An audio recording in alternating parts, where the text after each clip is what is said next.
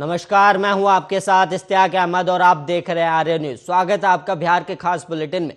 मौसम विभाग ने बिहार के सभी 38 जिलों में 35 से 45 किलोमीटर प्रति घंटे की रफ्तार से हवा चलने का अनुमान जताया और इस दौरान अगले 48 घंटे तक बारिश को लेकर भी विशेष अलर्ट किया गया। और विभाग का कहना है कि बंगाल की खाड़ी से आने वाली नमी सीधे बिहार के मध्य हिस्से में पहुंच रही है और इस कारण भारी बारिश भी हो सकती है और खासकर नवादा और जमुई में, और वहीं उत्तर बिहार के पश्चिमी चंपारण, सिवान, सारण, पूर्वी चंपारण, गोपालगंज, सीतामढ़ी, मधुबनी, मुजफ्फरपुर, दरभंगा, वैशाली, शिवहर, समस्तीपुर, सुपौल, अररिया, किशनगंज, मधेपुरा, सहरसा, पूर्णिया और कटिहार में 3 अक्टूबर की शाम से बारिश धीरे धीरे कम हो सकती है और इस दौरान अधिक बारिश होने से अधिकांश जगहों पर जल जमाव की स्थिति भी हो सकती है। मौसम विभाग ने आने वाले 2 दिनों को लेकर बिहार को 3 जोन में बांटकर चेतावनी जारी की है। भागलपुर, बांका, पटना, अरवल, गया और औरंगाबाद को येलो जोन में रखा गया और ऑरेंज जोन में जहानाबाद, नालंदा, शेखपुरा, लखीसराय, बेगूसराय, मुंगेर और खगड़िया को रखा गया और रेड जोन में नवादा और जमुई को रखा गया। मौसम विभाग ने 204 मिलीमीटर तक बारिश होने की संभावना जताई है।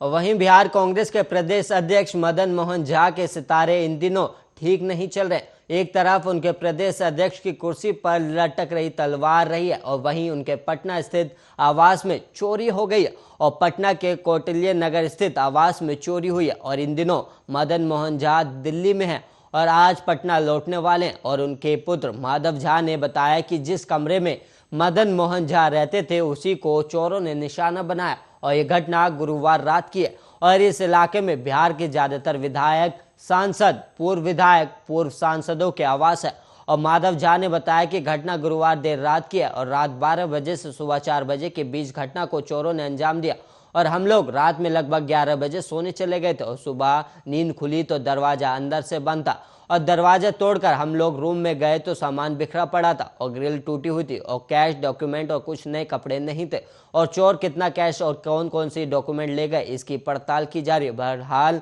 पुलिस घटनास्थल की मुआयना कर मामले की जांच करी और इससे पहले भी 14 सितंबर को मदन मोहन झा के दरभंगा स्थित पैतृक आवास में चोरी हो चुकी है और चोरों ने घर का ताला तोड़कर सोने, चांदी, हीरे के जेवर और कपड़े समेत करीब 1 लाख नगद चुरा लिए थे।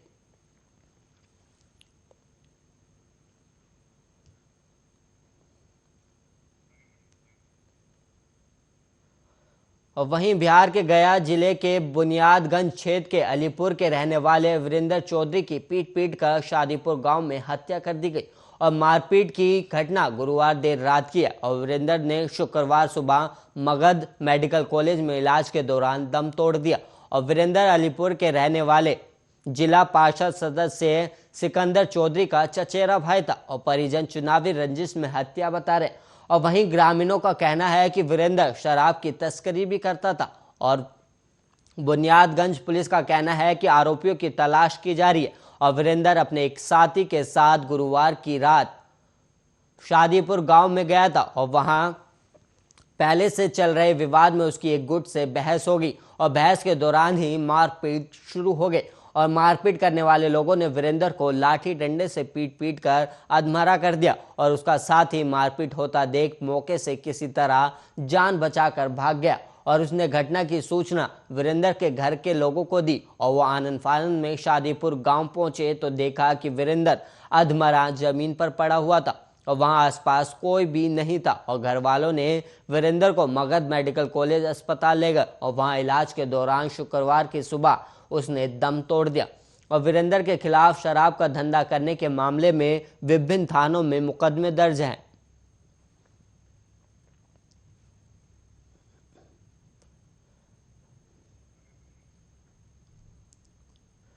बेगूसराय में बच्चों को स्कूल लेकर जा रही बस गड्ढे में पलट गई और ग्रामीणों की सूझबूझ से सभी बच्चों को सुरक्षित बचा लिया गया। हालांकि 2 बच्चों की हालत गंभीर है और इनका इलाज चल रहा है और बस में 34 बच्चे सवार थे और घटना बालिका थाना क्षेत्र के पोखरिया गांव की है और हादसे के बाद इलाके में सनसनी मच गई है और लोगों का कहना है कि शुक्रवार को बस बच्चों को लेकर गुरुकुल पब्लिक स्कूल जा रही थी और पोखरिया गांव बाद बस अनियंत्रित हो गई और गड्ढे में जा गिरी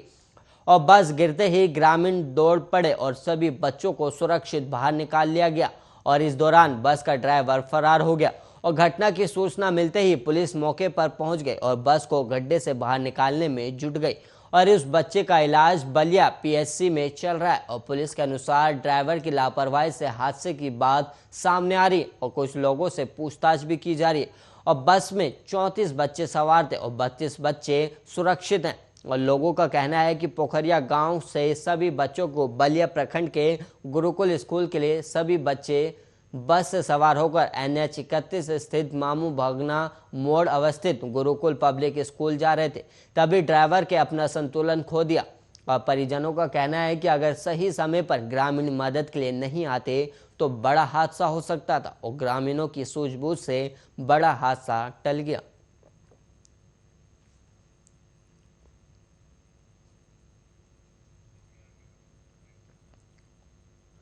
भागलपुर के रहने वाले 11 साल के सृष्टि 3 साल से अपना मुंह नहीं खोल पा रही थी और 8 साल की उम्र में चोट लगने के बाद दोनों साइड का जबड़ा उसके ब्रेन की स्कल बोन से जुड़ गया था और 3 साल तक काफ़ी इलाज कराया गया लेकिन कहीं कोई राहत नहीं मिली और महंगे इलाज से परिवार टूट गया था और बेटी को घर में लिक्विड डाइट देकर जिंदा रखा था और पटना की इंदिरा गांधी आयुर्विज्ञान संस्थान में मैक्सिलोफेशियल यूनिट ने 3 घंटे ऑपरेशन करके बच्ची को नई जिंदगी दिया और घर वालों का कहना है कि जब सृष्टि 8 साल की थी तो गिरने से उसके जबड़े में काफ़ी तेज चोट लग गई थी और इस कारण वो उस समय थोड़ा मुंह खोल पाती थी लेकिन धीरे धीरे मुंह खुलना बंद हो गया था और अब घर वालों ने काफ़ी इलाज कराया लेकिन बीमारी पकड़ में नहीं आ रही थी और घर वालों को लगा कि उसके दोनों जबड़े जाम हो गए और पिछले 3 साल से सृष्टि को लिक्विड डाइट पर ही रखा गया था और IGIMS के मैक्सिलोफेशियल यूनिट में डॉक्टरों ने 3 घंटे के ऑपरेशन में गुरुवार को सृष्टि को नया जीवन दिया और यूनिट के डॉक्टर प्रियंकर सिंह और डॉक्टर सुष्मिता पनत ने बच्ची का इंटरपोजिशनल गैप आर्थोप्लास्टिक कर ऑपरेशन सफल किया और सबसे बड़ी चुनौती बच्ची को एनेस्थेसिया देने की थी और इसमें ट्रामा इमरजेंसी विभाग से डॉक्टर रितु, डॉक्टर राज, डॉक्टर सौरभ और डॉक्टर नितिन ने फाइबर ऑप्टिक इंस्टिट्यूशन कर सफल एनेस्थीसिया दिया और संस्थान के निदेशक डॉक्टर NR विश्वास और दंत विभाग के विभागाध्यक्ष डॉक्टर AK शर्मा ने इस सफल ऑपरेशन की सराहना भी की और डॉक्टर मनीष मंडल ने बताया कि परिवार काफ़ी गरीब था और IGIMS में पहली बार आयुष्मान भारत योजना के तहत एक सफल मुफ्त सर्जरी हुई है।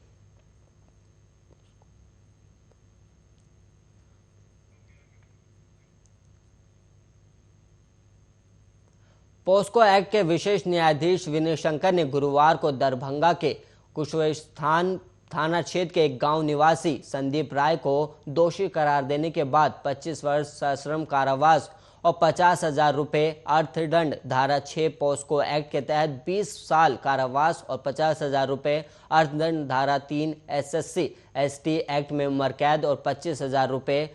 अर्थदंड की सजा सुनाई है और अर्थदंड की राशि का भुगतान नहीं करने पर 6 महीने की अतिरिक्त सजा भुगतनी होगी और मामले में अभियोजन पक्ष की ओर से विशेष लोक अभियोजक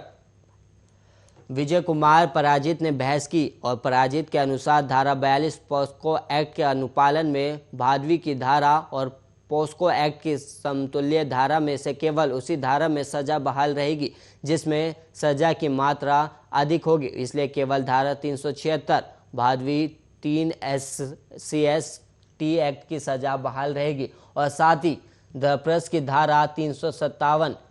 पोस्को नियम और बिहार पीड़ित प्रतिकर स्कीम 2018 के तहत पीड़िता के पुनर्वास के लिए 6 लाख रुपए का भुगतान करने का आदेश दिया गया जो उसे स्थानीय जिला विधिक सेवा प्राधिकार द्वारा भुगतान किया जाएगा और उन्होंने बताया कि घटना 18 अक्टूबर 2018 की शाम 7 बजे की है और अनुसूचित जाति की दिव्यांग नाबालिग लड़की जब अपने गांव में शौच के लिए खेत में गई थी उसी समय अभियुक्त ने उसके हाथ पैर बांधकर दुष्कर्म किया था और पीड़िता के घर लौटने में विलंब होने पर उसकी मां और भाभी खोजने के लिए गई तो उन्होंने वहां पीड़िता को देखा।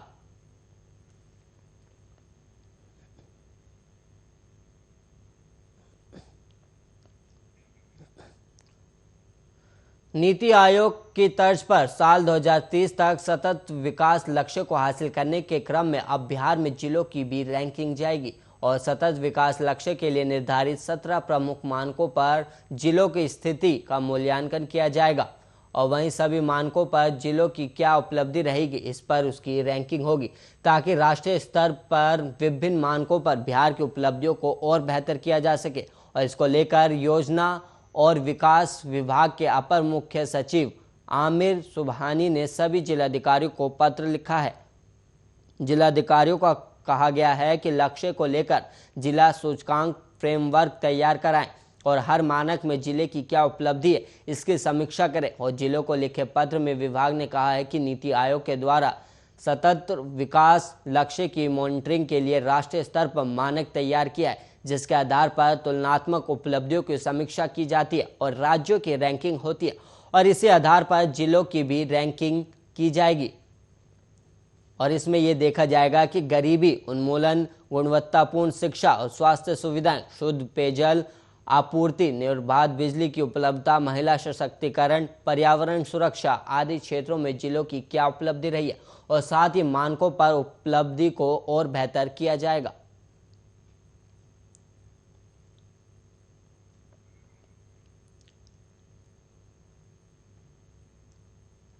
बड़ी आपराधिक घटनाओं की एसपी सिर्फ मॉनिटरिंग नहीं करेंगे और घटनास्थल पर खुद जाएंगे और पूरे मामले का जायजा लेंगे। पुलिस मुख्यालय ने बड़ी आपराधिक घटनाओं में जिलों के एसएसपी और एसपी को घटनास्थल पर जाने का निर्देश दिया और वो मौके पर तमाम पहलुओं का मुआयना करेंगे और कनीय अधिकारियों को जांच को लेकर जरूरी आदेश देंगे। जरूरी हुआ तो रेंज आईजी और डीआईजी भी घटनास्थल पर जाएंगे। पुलिस पर हमले की घटनाओं को मुख्यालय ने बेहद गंभीरता से लिया है और ऐसी घटनाओं में एसपी का घटनास्थल पर जाना जरूरी होगा और घटना की वजह जानने के अलावा वो इसके लिए जिम्मेदार असामाजिक तत्वों को ढूंढ निकालने का टास्क भी अपने कनीय अधिकारियों को सौंपेंगे और किसी भी सूरत में पुलिस पर हमला करने वालों को बख्शा नहीं जाएगा और आरोपियों की पहचान कर साक्ष्य जुटाए जाएंगे और अनुसंधान पूरा करने के बाद आरोप पत्र समर्पित करते हुए स्पीडी ट्रायल कराने का अनुरोध अदालत से किया जाएगा और पुलिस पर हमला, हत्या की सनसनीखेज वारदात, लूट डकैती की बड़ी वारदात जैसे मौकों पर जिले के एसएसपी और एसपी के अलावा जरूरी हुआ तो रेंज आईजी डीआईजी भी जाएंगे और पुलिस मुख्यालय ने इस बाबत सभी जिलों के अलावा रेंज को भी दिशा निर्देश दिया और हाल ही में हुई वीडियो कॉन्फ्रेंसिंग के दौरान भी इस संबंध में स्पष्ट तौर पर पुलिस अधिकारियों को बोल दिया गया है।